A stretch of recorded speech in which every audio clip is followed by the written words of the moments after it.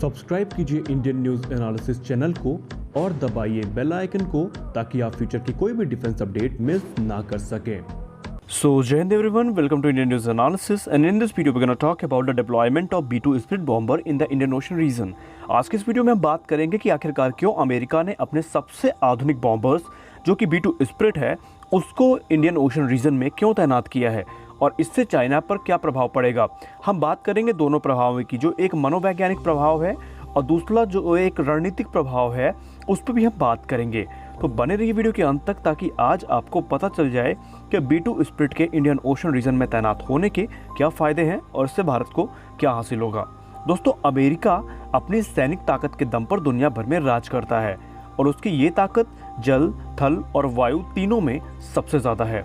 आसमान में लड़ाई के लिए अगर उसके पास F-22 रैप्टर और F-15 ईगल जैसे एयरक्राफ्ट हैं तो किसी भी दुनिया के ठिकानों को तबाह करने के लिए उसके पास B-2 स्पिरिट जैसे बॉम्बर्स भी हैं जिन्हें आइडेंटिफाई या ट्रैक कर पाना किसी भी एयर डिफेंस सिस्टम के लिए बहुत ज़्यादा मुश्किल होता है।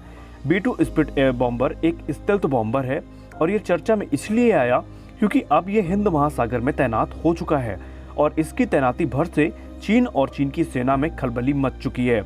आइए बताते हैं कि B-2 स्पिरिट बॉम्बर आखिरकार क्यों है इतने खास और क्या इनको तबाह किया जा सकता है चीन के द्वारा या नहीं। दोस्तों, B-2 स्पिरिट एक स्टेल्थ बॉम्बर है और बॉम्बर्स की दुनिया में सबसे खतरनाक बॉम्बर के तौर पर यह मशहूर भी है। ये स्टेल्थ एयरक्राफ्ट है जिसे कोई भी रडार आसानी से ट्रैक नहीं कर पाता। ऐसे में जब आसमान में इसकी मौजूदगी की भनक ही किसी को नहीं लगेगी तो इस पर खतरा किस बात का। यही वजह है कि ये मनमाने तरीके से किसी भी टारगेट को ध्वस्त करके वापस भी चला आता है और कानों कान किसी को भनक भी नहीं लगती। इसे आसमान में चुनौती भी कोई नहीं दे सकता क्योंकि जब इसके बारे में किसी को पता ही नहीं चल पाता तो आप चुनौती किसे देंगे। आप चुनौती उसी चीज़ को दे सकते हैं जिसको आप रेडार पे देख सकें। लेकिन ये बॉम्बर इतना शातिर है कि ये आसानी से किसी भी रेडार के पकड़ में नहीं आता है।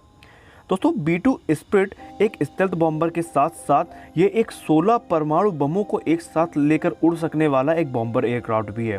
एक तो स्टेल्थ ने जहां इसको घातक बनाया है, वहीं इसका जो स्ट्राइक पैकेज है वो अपने आप में ही काफ़ी विध्वंसक है। इमेजिन करिए 16 परमाणु बमों को ये बॉम्बर अपने साथ लेकर के उड़ सकता है जो एक ही उड़ान में किसी भी देश के कोने कोने को तबाह कर सकता है। सोचिए, 2 परमाणु बम लिटिल बॉय और फैट बैन दोनों ने जापान के 2 मशहूर शहरों को तबाह कर दिया था। ऐसे में सोचिए जब 16 बम किसी भी देश के ऊपर गिरेंगे तो उसकी क्या हालत होने वाली होगी।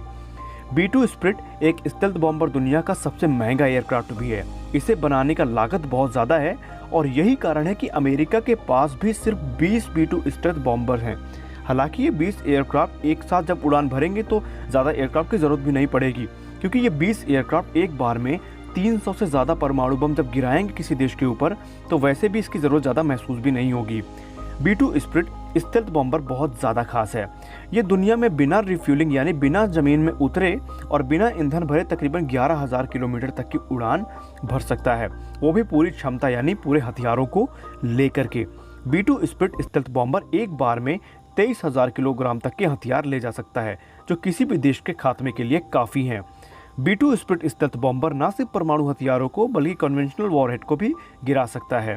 B-2 एक ऐसा बॉम्बर है जो लंबी दूरी की जो मिसाइल्स होती हैं उनको भी लेकर के उड़ने में सक्षम है, जिससे वो पूरी दुनिया में किसी प्रकार के भी टारगेट को तबाह करने की ताकत पा जाता है। अब आइए बात करते हैं इसके हम कॉम्बैट हिस्ट्री के बारे में। साल 1999 कोसोवो युद्ध में B-2 स्टेल्थ बॉम्बर ने अकेले ही तकरीबन 33% टारगेट्स को तबाह कर दिया था। इसके बाद बात करते हैं इराक युद्ध की। इराक युद्ध में इसने डियागो गार्सिया से ही उड़ान भरकर इराक में तबाही का जो मंजर वहां पे बचाया था वो आज भी दुनिया याद करके कांप जाती है।